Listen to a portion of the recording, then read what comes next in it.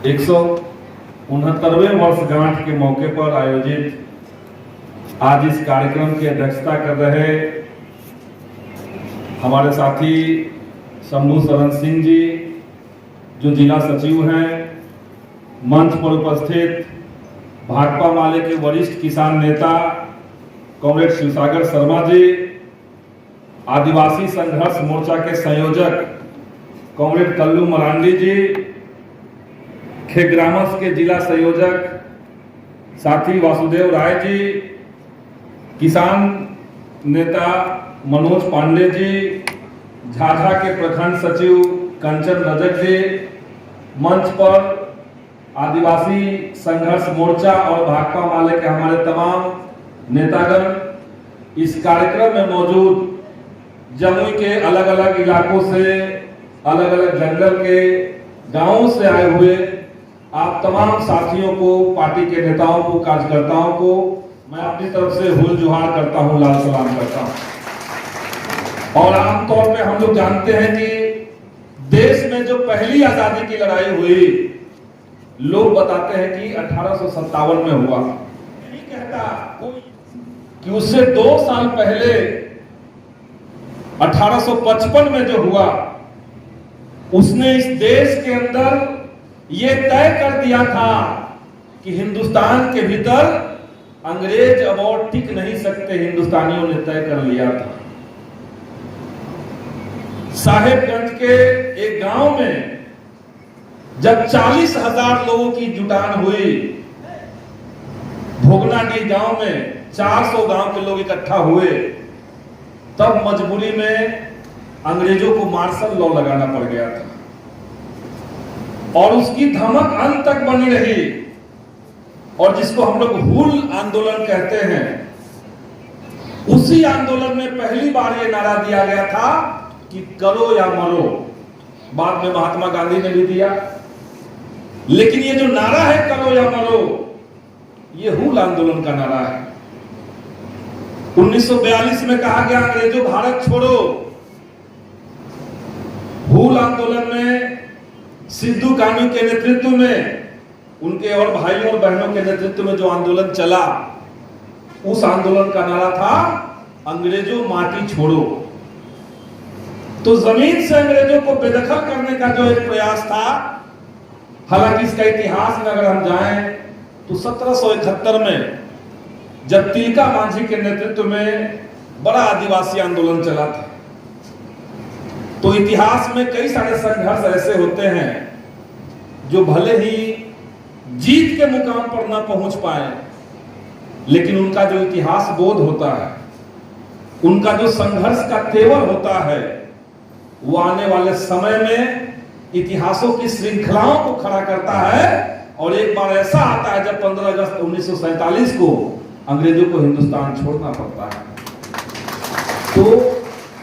आजादी की जो श्रृंखलाएं चली, उसमें पहला स्वाधीनता आंदोलन 1857 कह देने से काम नहीं चलेगा। उसके पहले के तमाम आंदोलन और उन आंदोलनों का एक प्रकाश स्तंभ के रूप में हम लोग जानते हैं कि सिद्धू कान्हू का जो आंदोलन था, जो हुल आंदोलन था, उसका महत्व है। आज जब देश सिद्धू कान्हू की शहादत को याद कर रहा है, तो देश के सामने संकट उसी तरह के हैं, परिस्थितियां बदल गई। अंग्रेजों ने तय किया था कि आपको हर लेवल पे लूटा जाएगा। आदिवासियों को चंद महाजनों के हवाले कर दिया गया था, जमींदारों के हवाले कर दिया गया था। आदिवासियों की जो अपनी संस्कृति है, उनकी जो अपनी सभ्यता, अपनी पहचान है, उसको समाप्त करने के लिए सभ्य बनाने का एक ढोंग कहा गया था। हम इनको सभ्य बनाना चाहते हैं और उनकी संस्कृतियों को लगातार कमजोर करने की कोशिश हुई। उनके जल जंगल जमीन को लूट करके विदेश में ले जाने का जो प्रयास चला, आज हम 170 साल बाद देख रहे हैं कि आदिवासियों के जो जल जंगल जमीन है, उस पे देश में सत्ता में बैठे हुए लोग अंग्रेजों की भूमिका में आ गए हैं और दोबारा से उनके जल जंगल जमीन को चंद कॉरपोरेट के हाथों में सौंप रहे हैं। आपने देखा कि पिछले 10 सालों में हिंदुस्तान के भीतर ऐसे न जाने कितने जंगल हैं, कितने पहाड़ हैं, जिसको मोदी जी ने 2-3 परिवारों को सौंप दिया। बगल में झारखंड है, बगल में उड़ीसा है, दोनों इलाकों में जाकर के देखिए, एक बड़े हिस्से को जहां पे आदिवासी न जाने कब से रह रहे हैं, जब हिंदुस्तान का नाम हिंदुस्तान नहीं था, जब भारत को भारत नहीं कहा जाता था, उससे पहले से जो लोग रह रहे थे, उनको किसी तरीके से बेदखल करके उनके नीचे का जो खजाना है, नीचे जो खनिज संपत्ति है, उसको चंद कॉरपोरेट को सौंपने के लिए तमाम तरह के नियम बनाए गए। और इसीलिए समय समय पर देश के भीतर आदिवासियों ने बगावत की है। और आज जब आदिवासियों के हक अधिकार पर दोबारा संकट मंडरा रहा है, जमुई के तमाम इलाकों में, जिन जंगलों के गांवों में आदिवासी और गैर आदिवासी समुदाय के लोग न जाने कितने सालों से खेती कर रहे हैं, इनको याद आया कि वहां पे वन लगाएंगे, पेड़ लगाएंगे। पूरे राज्य के अंदर जहां पेड़ था उसको काट दिया गया, और जो आदिवासियों की खेती की जमीन है, जहां पे वो जोतते रहे हैं, फसल काटते रहे हैं, उन किसानों के ऊपर पेड़ लगाने का साजिश किया गया। यहां से हम सलाम करेंगे आपके उस संघर्ष को कि आपने संघर्ष करके जिला प्रशासन को बाध्य कर दिया है कि अब वो हिम्मत नहीं करेगा आपकी जमीन पर पेड़ लगाने का, वो पीछे हट चुका है। आपने मांग की कि जिला मुख्यालय के अंदर, साथ ही साथ तमाम प्रखंडों के अंदर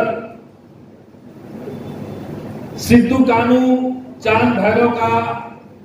मूर्ति लगे, आदमकद प्रतिमा लगे, और एकदम जायज मांग है। इसमें केवल चिट्ठी पत्री से काम नहीं चलेगा, वो तो हमने किया ही है, आंदोलन भी हमने किया, लेकिन इस आंदोलन को तब तक हम लोग जारी रखेंगे जब तक कि सरकार घुटनों पर बैठ करके हमारी मांगों को नहीं मानता है, और हमारे जो हीरो हैं, हमारे जो नायक हैं, उसको उचित सम्मान नहीं मिलता है। जिला के अंदर सिद्धू कान्हू चांद भैरव का मूर्ति लगे,